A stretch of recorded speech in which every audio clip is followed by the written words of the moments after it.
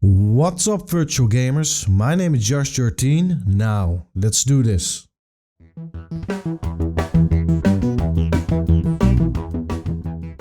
I'm here today with Max for this review. Hey Max, what's up? Doing well, Josh13. I finally found a cure for that itchy trigger finger. It's a year-old game in a cel-shaded style that seems to hold up pretty well. You must be talking about Fracked. Can you tell me a bit about the game? You play as a skier in a faraway mountain station that has been dropped in at the wrong place at the wrong time. There's an alien portal to another dimension, and all the workers in the station seem to be infected with some strange purple crystal-like infection. The game is packed with action. You can shoot, kill as your heart contents. You're like Arnold Schwarzenegger in one of his movies, well trained and perfectly equipped for the job that never happened before. So, you're telling me Endreams based this game on a true story?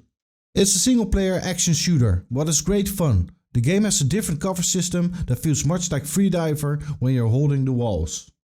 I must say, because of this mechanic, I'm more likely to use my cover. I can hold a very good position behind cover. In the game you will be doing three things: skiing, climbing and shooting, and sometimes all at once. The game plays great while sitting down, especially on a swivel chair. Quick turning is back, just like in all other VR games.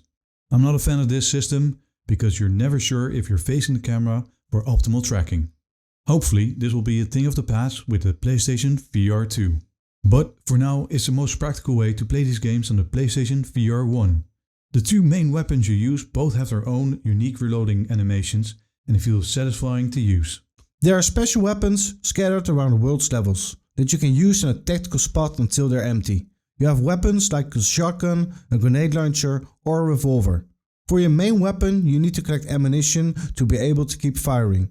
There's only a few times that I ran out of ammo. There's not a lot of enemy variety. There's your standard grunt, a captain, but also a heavy-like mini-boss that's way tougher to beat. Or you will encounter a kamikaze-like enemy that will run into your face screaming, only to explode. A good rule of thumb in this game is, the more purple and spiky they get, the deadlier they are. Thank you for your time and also consider liking and subscribing. My impressions weren't very high to start with. I was worried about the controls, but more on that later in the video. Once you set your standard to the PlayStation VR, your impressions will change really fast. And you start loving the high-packed action shooter and the new control scheme. Something I did not expect was there were coins that you can collect that are scattered around the world's levels. So keep your eyes open for those.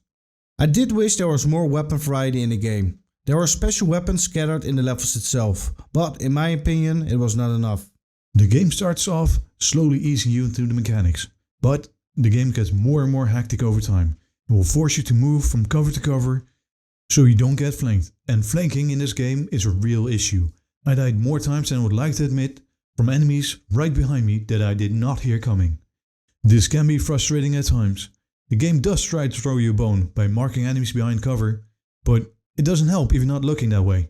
The action in this game is great, but sometimes I have the feeling that enemies keep respawning until you move, just like Modern Warfare back in the day. Getting a series of headshots off while running to your next cover point or while peeking through a door is fun. Just like all the climbing sections, they feel really satisfying. The controls ain't bad for what it is with the current controllers. You can play only with the move controllers. You move by pressing the move button and tilting in the direction where you want to go. It works well and we had no issues with motion sickness. A thumbstick would have been nicer, but it works better than most games. The cover system is unique and very well thought of. The quick turning makes return as well in this game. You have triangle to swap between your weapons and square and X to quick turn. You use your left motion button to move. During skiing you need to move and tilt your head for steering. I was not the biggest fan of this choice, but I can understand it. There's also climbing in this game, what gives the game more immersion. You can use both your trigger and your motion controller to climb. Holding the triangle will holster your weapon. The background sounds and the screaming of the enemies seem to blend really well. So every time I was looking for an enemy that was not there. Maybe they did this on purpose to make the game more scary, but it was more of a distraction than anything else. Making headshots is satisfying, but the sound is a bit off. They could have used a more unique sound that's more satisfying and let you know that the enemy is done for. The background music adds a lot of flavor to the game. You hear exciting tunes in your ear while shooting waves of enemies. It really gets your blood pumping and your heart racing. The dialogue in the game is fun to listen to. You are escorted by a lady in a chopper that tells you your next objective. The voice acting is done well and the characters do have some chemistry. Each gun does have its unique sound, but they could sound a bit more impactful. Fracked uses a cel-shaded style with painted skies. Not sure what to think about the graphics. A part of me likes it and a part of me does not. Maybe it's because I like realism in my shooters. And shooting Thanos over and over again makes me wonder if Thanos is really a badass in Avengers. The cel-shaded style is done well, it just has to be your taste. Or you're waiting for a good shooter for so long in VR that you're willing to try anything at this point. I would give this game a 7 out of 10. I found it a bit challenging to complete the levels at times, but overall I like the game more than I originally thought. If you're longing for a good shooter, this game will keep you satisfied for a short while. It's better than nothing at all. There's still a lot of things they need to figure out to make a good VR shooter. The game Fracked has some replayability, because you can change the difficulty. And I played at normal and found this was a sweet spot for me. Also, you can find coins. There were things I liked and things I did not like. I didn't like the skiing, having to move your head around to steer, while looking around for enemies, dodging fire, shooting. It was all a bit much. The climbing and movement was done well. And it was fun. I've never done that many one-arm pull-ups in my life. Also, I'm not a fan of the checkpoints. It's unclear when you reach the checkpoint, and I feel there could be more checkpoints in the game. And there's no manual save option to speak of. A couple of times I turned off my PlayStation thinking I've reached the checkpoint, only to find out when I started up the game again I had to play the entire level all over again.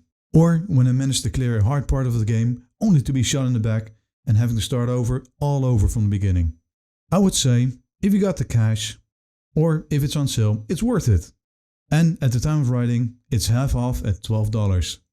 If you're looking for a VR game that's challenging, it's worth your time and money. Thank you for watching the video until the end.